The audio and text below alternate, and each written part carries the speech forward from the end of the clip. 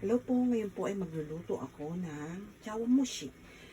Before po nun, ilalaga ko muna po yung matitigas na gulay. Ilaga na rin po ako ng chicken. Lalagyan ko rin po siya ng chicken.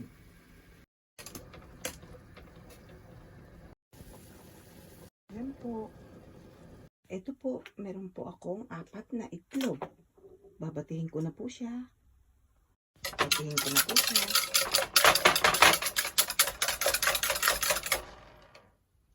After po yung ilagay na po ang dashi.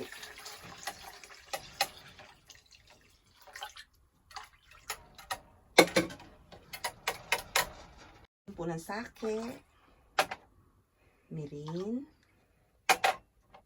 at shoyu.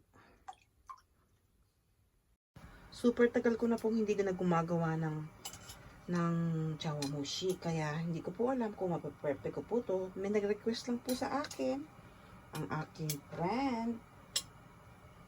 Kaya ito, gagawin ko po siya.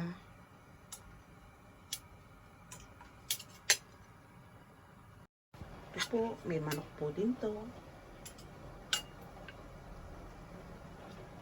Meron din pong kamaboko. At kanin kamaboko, meron din po. Ito po, lalagay ko na ang soup. Ay,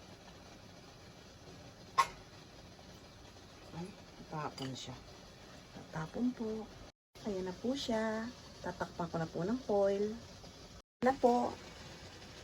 Boil for 30 minutes. Ayan.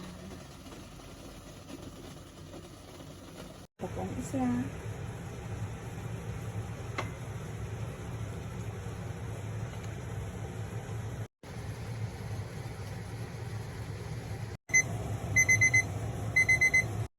Siya.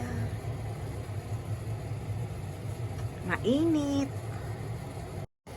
Ito pong unang gawa, hindi po maganda. Yan po, palpak. Ay, palpak. Ito po yung pangalawa, maganda po. Kasi mahina po ang apoy ko. Siyempre, maliit pa po ang anak ko nung ginagawa ko po to. Ilang taon na po ang nakalipas, kaya medyo nakalimutan ko na po ang paggawa. Gi-request lang po ng aking bebe, kaya gumawa po ako. Thanks for watching po. Wish ko na magustuhan ng kanyang asawa. Diyan bye-bye. Ito po, ang finished product. Pero yung isa po, palpak. Ito po naman yung una. Medyo po nabuo ang itlog ko. Diyan bye-bye. Thanks for watching. Chawanmushi.